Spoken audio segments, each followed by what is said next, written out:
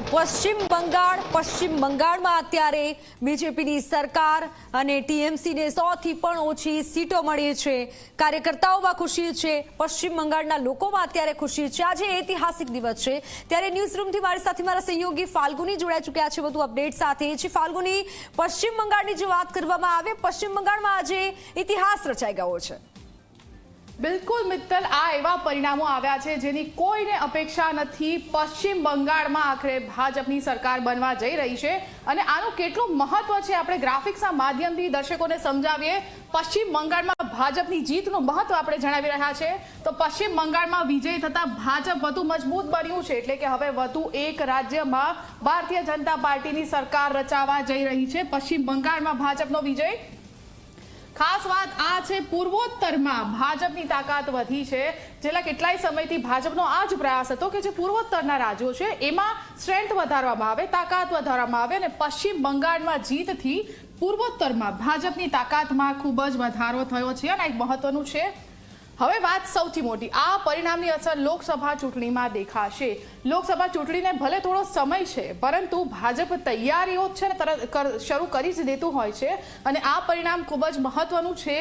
જે લોકસભા ચૂંટણી આવશે બંગાળમાં, ખાસ કરીને ભાજપની સીટોમાં વધારો થશે, ઓવરઓલ લોકસભા સીટોમાં વધારો થશે અને એટલા માટે જ લોકસભા બંગાળ વિધાનસભાની ચૂંટણીના જે પરિણામો છે સીધી અસર તેની લોકસભા ચૂંટણીમાં પણ દેખાવા જઈ રહી છે।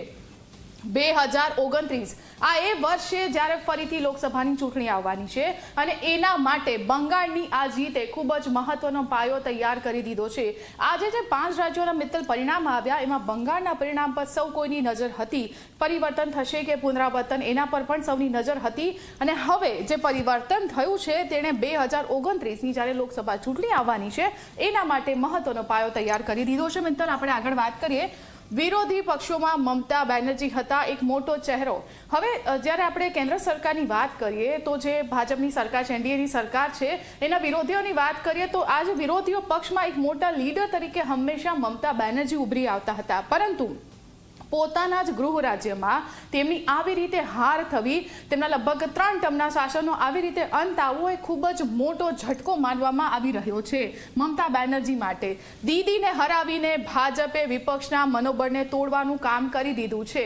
વિપક્ષ પાસે એક મજબૂત રાજ્ય હતું, એક મજબૂત ચહેરો હતો અને આ રાજ્યના મુખ્યમંત્રી હતા મમતા બેનર્જી અને લગભગ લાંબા સમય સુધી લોકોને એવું લાગતું હતું કે પશ્ચિમ બંગાળમાંથી દીદીને કોઈ નહીં હટાવી શકે, પરંતુ દીદીને હરાવીને ભાજપે જે વિપક્ષનું મનોબળ છે તે તોડવાનું કામ કર્યું છે। આ વિપક્ષ માટે ખૂબ જ મોટો ફટકો છે।